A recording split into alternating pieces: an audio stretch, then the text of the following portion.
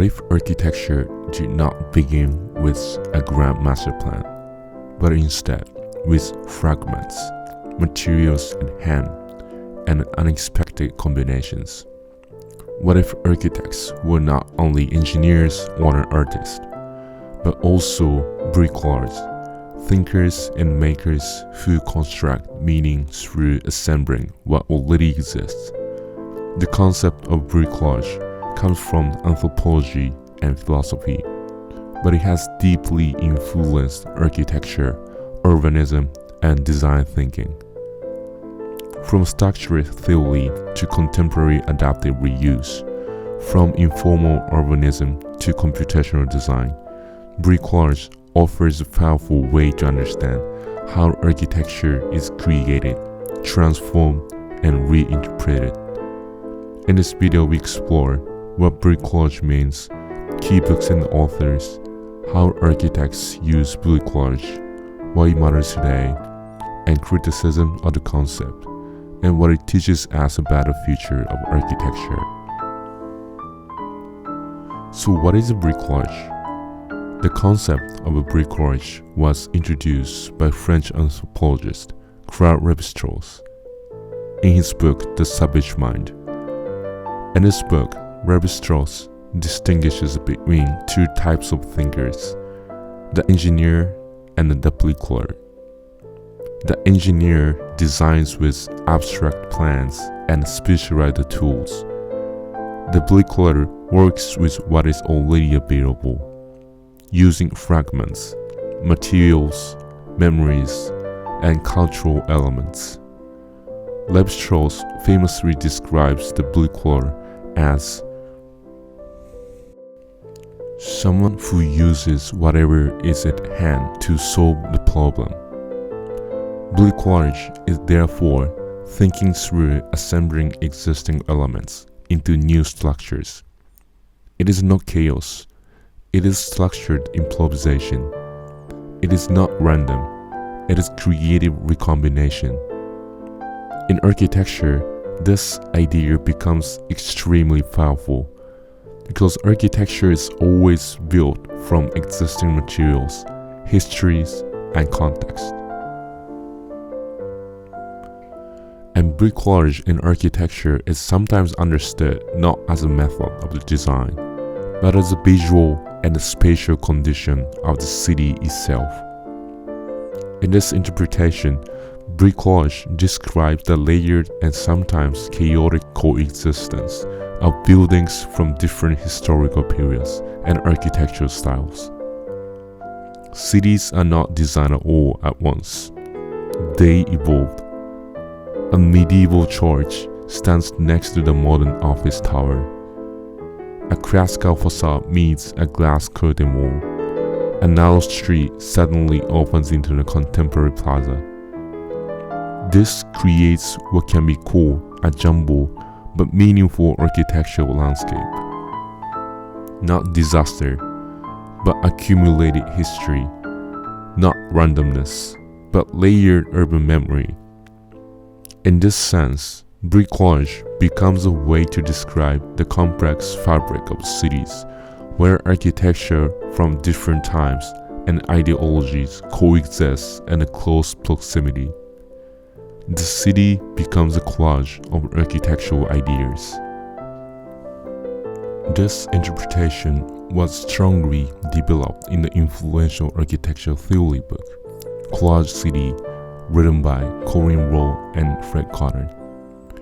In this book, the authors argued the modernist urban planning tried to eliminate the bricolage.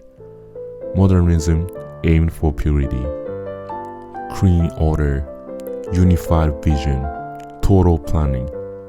But cities do not work like that. They glow through fragments, contradictions, and historical layers. This is why Rowe and Carter proposes the idea of a cross city, a city built through fragments, adaptation, and coexistence of different architectural ideas. This is essentially bricolage at the urban scale. Instead of single master plan, the city becomes a composition of multiple architectural languages. And one of the most fascinating parts of Collage City is interpretation of Le Corbusier. Rowe and Carter describe Le Corbusier as a fox in hedgehog disguise. This idea comes from philosopher Isaiah Barron, who divided thinkers into two categories. One, the hedgehog, who believes in one big ideas, and two, the fox, who uses many ideas and adapts flexibly. So Rowe and Carter argued that Le Corbusier appeared to be a hedgehog, a strict modernist, a rational planner, a believer in universal architectural principles. But in reality, he was a fox, because his architecture was full of the bricolage. He borrowed from classical architecture, vernacular forms, industrial materials, Mediterranean urban spaces, and traditional proportions, and historical composition techniques. Even though he promoted modernist purity, his work was actually assembled from historical and cultural fragments. He was secretly a bricoleur. In contrast, Frank Lloyd Wright as a true hedgehog. Wright consistently pursued a single architectural philosophy: organic architecture, unity of form and nature, continuous spatial flow, strong personal design language. His work was deeply coherent and internally consistent. Less bricolage, more philosophical unity. In this sense, Le Corbusier represents bricolage through hidden complexity. Frank Lloyd Wright represents ideological consistency through unity. This comparison reveals an important insight. Even modernist architects were not purely rational engineers. They were also assembling ideas from history, culture, and context. So why Collage City matters for bricolage? The theory of Collage City expands the concept of a bricolage in architecture in three important ways. 1. Cities are naturally bricolage.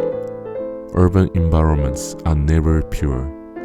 They are always layered. Different periods coexist. Different styles overlap. Different ideologies collide. This makes bricolage not an exception, but the normal condition of architecture. And 2. Modernism failed to eliminate bricolage. Modernist planning tried to create total order, zoning, functional separation, uniform buildings, and clear systems. But cities continue to evolve in unpredictable ways. Bricolage always returned because cities are living systems. And 3. Architects should accept the collage. Rowe and Carter suggests that architects should embrace collage and bricolage instead of designing perfect and total systems. They should design fragments, layers, and contextual interventions, urban relationships. Architecture becomes part of the larger evolving system, not a complete object. This idea strongly resonates with contemporary architecture. Today, we see adaptive reuse, hybrid buildings, and mixed urban programs. Historical preservation with modern intervention. Cities like New York and London are essentially collage cities. They are built through bricolage.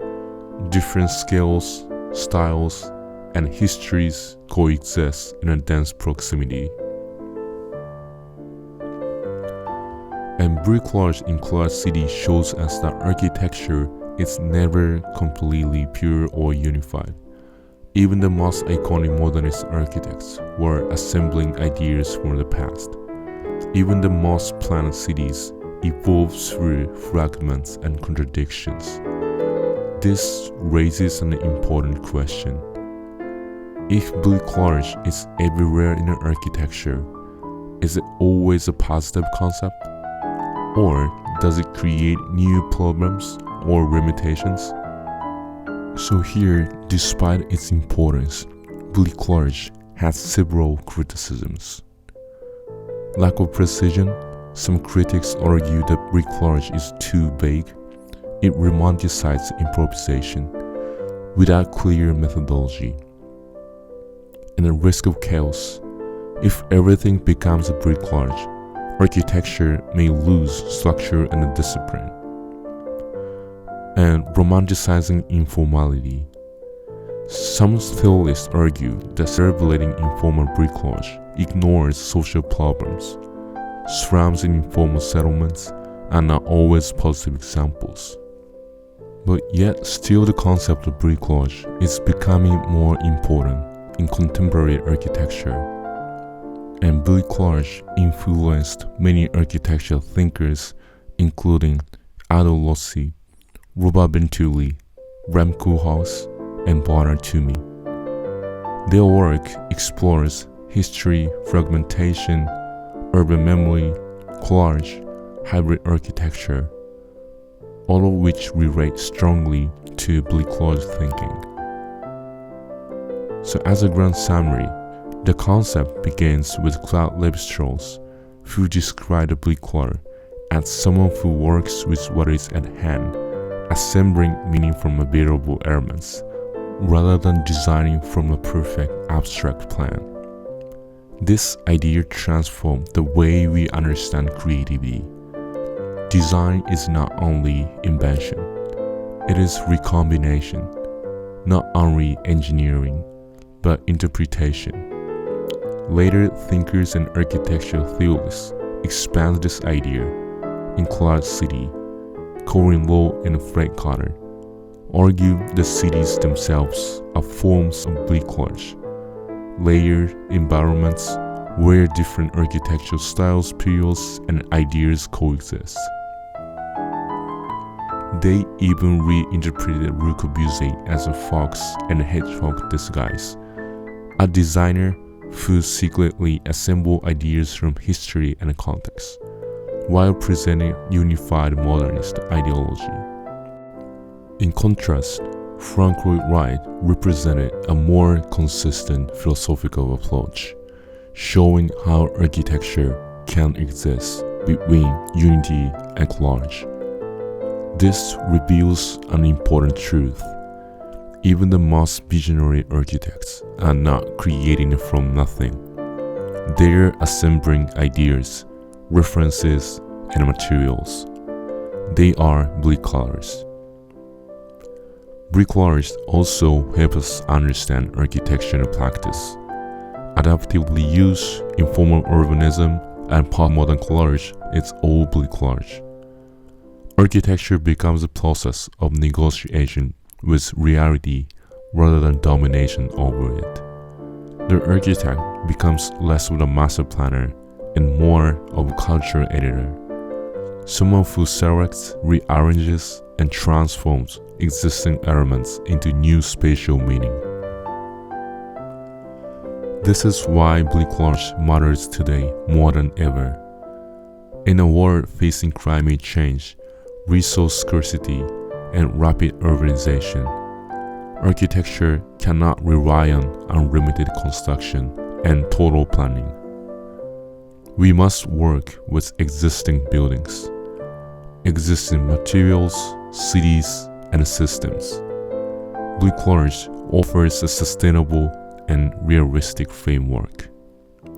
It encourages reuse instead of demolition, adaptation instead of replacement, evolution instead of total control. In the end, bricolage reminds us that architecture is not about creating perfect objects. It is about working with the imperfect world. Bricolage is therefore not just a theory of design. A philosophy that accepts complexity, embraces context, and recognizes that the most powerful architecture often emerges not from the total control, but from intelligent and creative adaptation. Thank you for watching. I hope this video helps you better understand the foundation of architectural thinking and encourages you to explore the original book and its diagrams more deeply. We are still climbing the ladder of knowledge in architecture, art, and design. If you enjoyed this video, don't forget to like, subscribe, and comment below.